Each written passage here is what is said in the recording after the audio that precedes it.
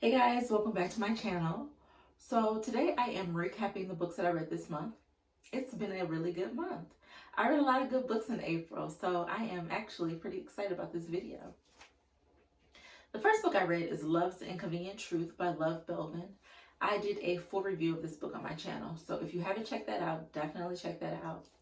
This is such a good read. It's a true love story between El Jarreau and Jackson Hunter. Elle and Jax are two tormented souls. They are just fighting a lot of demons from the past. They have a lot of internal battles going on. So when we meet them, they're kind of a mess. I just feel like this is a book about learning to forgive yourself, learning to show yourself grace, finding yourself worthy of love, learning to trust others, learning to love someone in a relationship. This is an emotionally charged book, but I think it is so worth it once you get to the end. So definitely check out this book and check out the review if you haven't. After that, my emotions were a little bit all over the place, so I needed to regroup. I picked up a novella by Christina C. Jones, Maybe One More Time. This is the last book in her Vegas Night series. The Vegas Night series follows the Hamilton triplets. So each story is about a different triplet and a different phase in their life or their love life. Maybe One More Time in particular is about Blue and Nessa. Blue and Nessa are two big personalities. They're a little bit intense, a little bit of free spirits. They're just big personalities. This is I was gonna say a love story. This is not a love story, y'all. This is erotica. This book is nasty, filthy actually, but it's a really good read. This is a story that potentially can turn into a long-term love story. It's a really fun book, a really good read. I am hoping that we hear more from Blue and Nessa in the future. Maybe like a holiday update or something. I don't know, but hopefully we hear more from them and all of the Hamilton triplets, but specifically Blue and Nessa. I think that was my favorite book. But all of the books were really good. The series probably will take you 6 to 8 hours to read the entire series. So definitely check that out. After that, I read The Garden of Eden by Millie Belizaire. I did a full review of this book on my channel as well. This is an amazing read. It is a slow burn romance between Drew Levine and Eden Xavier. These are two well-written, well-developed characters. You can really see the foundation of their relationship throughout this story. The author does an amazing job of just building on intimacy. It's a really good love story. Also, this book is about relationships on all levels. Parental, sibling, friendships, situationships, just all levels. It's definitely a book about relationships and how to navigate them, or more specifically, what could happen if you do a bad job of navigating them. So definitely check out this book in my review as well. After that, I read Flagrant by Alexandria House. This is a book, y'all. It is a very good read, but it's a different kind of love story. This is not the romantic variety of love story. This is something different. Kendra and Polo are childhood sweethearts. They've been together 14 years, and Polo has been cheating every one of those 14 years every year. So there's that part.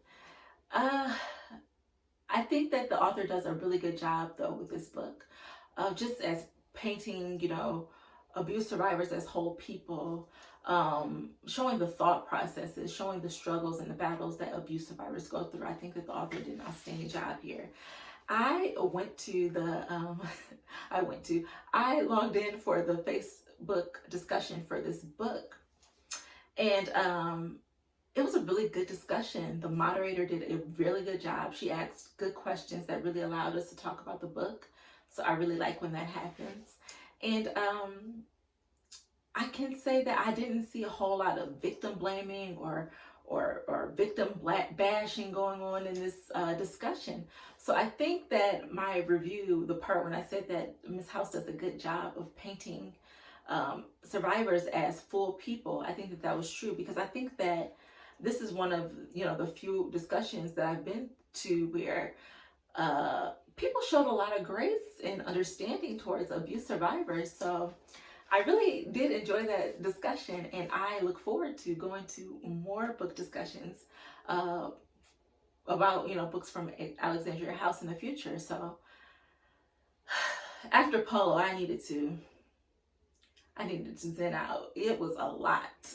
Oh, and also one more thing about him though. I think that the people in the discussion were even able to show Polo grace and understanding in ways that I still don't even know if I'm there yet, but I just think that it was overall a really good discussion. So yeah, I needed to after that. So I checked out a new to me author, Aubrey Penn. I checked out Savage. This is a really good read. It is a short story though. I think this book took me less than an hour to read. It's about Essence and Savage, two childhood friends. So this is a friends to lovers story. What was surprising to me is how much of each character's personality came across in such a short read. These are very strong-willed people. Essence is who Savage made her to be. So this is a very good, you know, read. There's some very intense moments. And she actually does a really good job in such a short story of telling their backstory. So definitely check this out. This is an author that I will definitely be checking out more from in the future. I actually checked out another new to me author after this, Cynthia Higgins. I hope I'm saying that right. I don't know. But I checked out An Illicit Seduction. I think she describes it as a dark erotic experience, and I think that is actually the perfect description of this book. So this is a book about Seraph and Damon. They are longtime friends. They grew up together. Seraph is a little older than Damon, 8 or 9 years or so, and so she sees, you know, any relationship between them as forbidden. She's not interested. This is a paranormal book. I love paranormal, and what I can say is, like, if you're a person like me who loves paranormal or like you know, otherworldly aspects and, you know, of movies and books or whatever, then you know that the author has to do a good job of setting the rules in the stage, and she does a good job. There's a very dark, very suspenseful undercurrent that goes throughout the book. It's definitely an erotica, definitely that. It's just a very, very good read, and like she said, it is dark, but it's a very good read. So definitely check that out. So those are all the books that I read this month. I suggest all of these books, really, really good reads, and I found 2 new authors that I will be checking out in the future, going through their catalog and adding them to my to be read book list. So that's good.